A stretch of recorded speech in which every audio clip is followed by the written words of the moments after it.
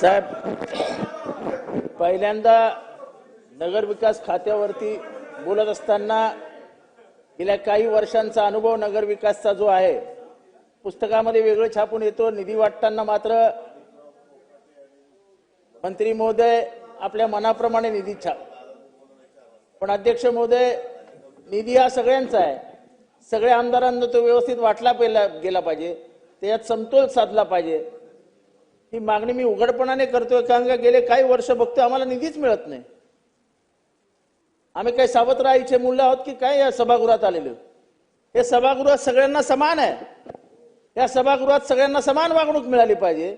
कायद्याने डॉक्टर बाबासाहेब आंबेडकर म्हणतात की सगळ्यांना समान वागणूक द्या, आणि सभागृहामध्ये आता फक्त पाया जाऊन पडायचं बाकी आहे लोटांगण घालून की निधी द्या, निधी द्या, निधी द्या। सभागृहात तुमचं संरक्षण करण्यासाठी मी आहे, तुम्हाला समान वागणूक सभागृहात नक्की मिळेल, पण इथे बोलायला संधी मिळते, बाहेर गेल्यावर वेगळंच घडतं, त्याचं काय करायचं? त्याच्यासाठी आपण बैठक घ्या। उघडपणाने जर कोणी बोलत असेल माझ्या पक्षात या निधी देतो, तर निधी कोणाचा? निधी कोणाचा?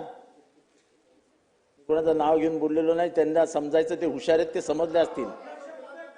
चला चला, वेळ जातोय। आवाज साहेब बोला। अध्यक्ष महोदय, या निधी वितरणाबाबत काहीतरी गांभीर्याने भूमिका घेतली पाहिजे। निधी वितरण म्हणजे समोरच्याचा गळा दाबण्याचं काम नाही। निधी वितरित करत असताना तो व्यवस्थित असा वितरित केला पाहिजे की आपला आमदार आपला विरोधी पक्षातला असेल, पण त्याच्या राजकीय जीवनात तो संघर्ष करून इथपर्यंत आलेला आहे, तर त्याला मदत करण्याचं काम आपल्याला मंत्री महोदय म्हणून मिळालेलं आहे, ते आपण केलं पाहिजे। हे माझं नगर विकास मंत्र्यांना सांगणं आहे, जरा ऐका।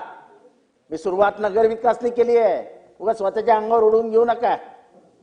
अध्यक्ष महोदय, दुसरा विषय